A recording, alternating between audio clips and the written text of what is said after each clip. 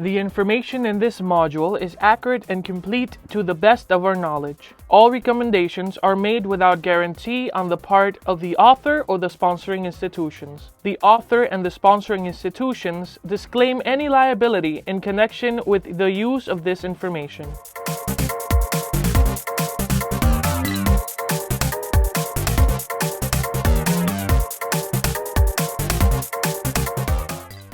As you finish this module, you will be able to distinguish among alpha, beta, and p-value.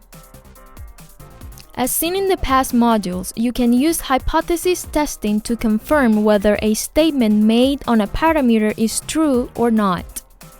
For example, let's say you believe that on average, engineering students at the University of Puerto Rico in Mayagüez graduate in 6 years of studies. To test if this is true or not, it is necessary to define the null hypothesis and the alternative hypothesis, recollect data from a representative sample of engineering students that have graduated, and then test that data to decide whether to reject or fail to reject the null hypothesis.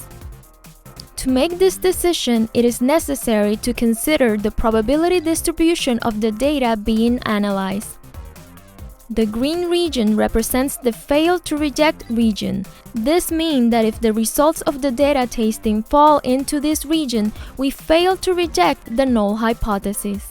The two red regions are the rejected regions. If the test results fall into any of these regions, the null hypothesis is rejected, and the alternative hypothesis becomes true.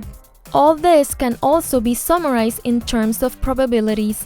The probability of obtaining the same or more extreme values as the results is known as the p-value.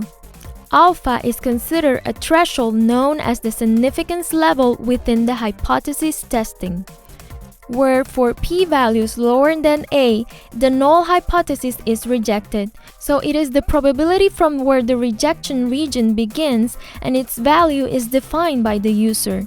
Since there are two rejection regions, this probability is divided into two in this case. Since we are working with a sample and therefore we are not working with all the individuals from a population, there is always an error that is expected to occur. There are two types of error that can occur in a hypothesis testing. The mentioned alpha, known as type 1 error, represents the probability of rejecting the null hypothesis when it is true. Beta, known as the type 2 error, represents the probability of failing to reject the null hypothesis when it is false. The other scenarios shown do not present an error. In this module, you learned that alpha is a type 1 error expected to occur in inferential statistics and represents a threshold to decide on whether to reject a null hypothesis or not. The p-value is the probability associated to a test result, and for values lower than the probability defined for alpha, the null hypothesis is rejected. Beta is the type 2 error and represents the probability of failing to reject a null hypothesis when it is false.